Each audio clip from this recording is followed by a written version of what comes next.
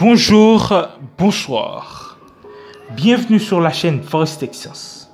Aujourd'hui, on va vous expliquer la différence qui existe entre une théorie du tout et une théorie de grande unification. Tout d'abord, on va faire une courte histoire des sciences pour pouvoir comprendre ces deux concepts. Il y a bien des lustres, on croyait que les phénomènes électriques et magnétiques étaient indépendants l'un de l'autre.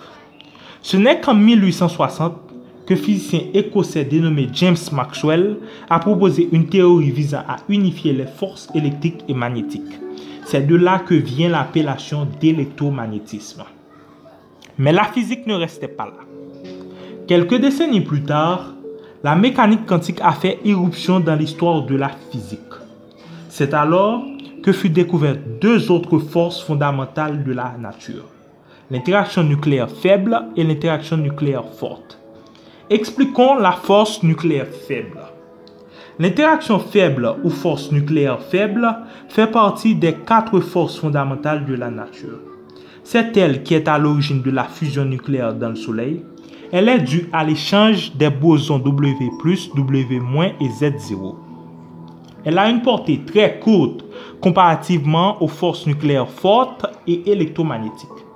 Cette asymétrie au niveau de la portée avec les autres forces est due à sa constante de couplage qui est plus faible par rapport aux deux autres interactions qu'on vient d'énumérer. La force nucléaire forte, quant à elle, est responsable de la cohésion des nucléons, à savoir les protons et les neutrons au niveau du noyau de l'atome. Dans le modèle standard, c'est elle qui agit sur les quarks et les antiquarks. Elle est transmise directement par les gluons, ce qui permet aux quarks de se lier fortement entre eux. Donc, on vient de parler de trois interactions parmi les quatre forces fondamentales.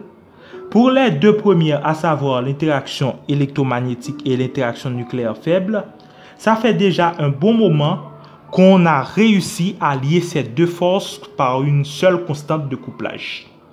C'est ce qu'on appelle la théorie électrofaible ou interaction électrofaible.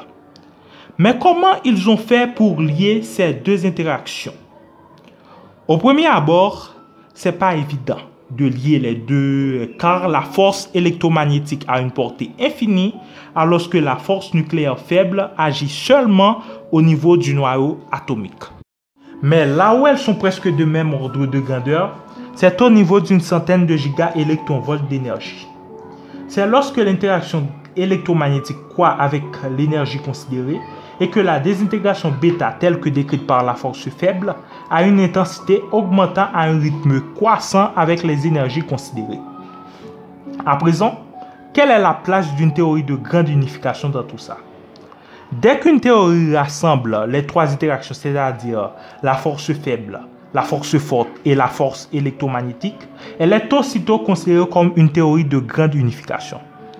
Selon les astrophysiciens, il semblerait qu'il y aurait un moment dans l'histoire de l'univers, c'est-à-dire un moment lors de sa naissance, où les forces fondamentales ne faisaient qu'une.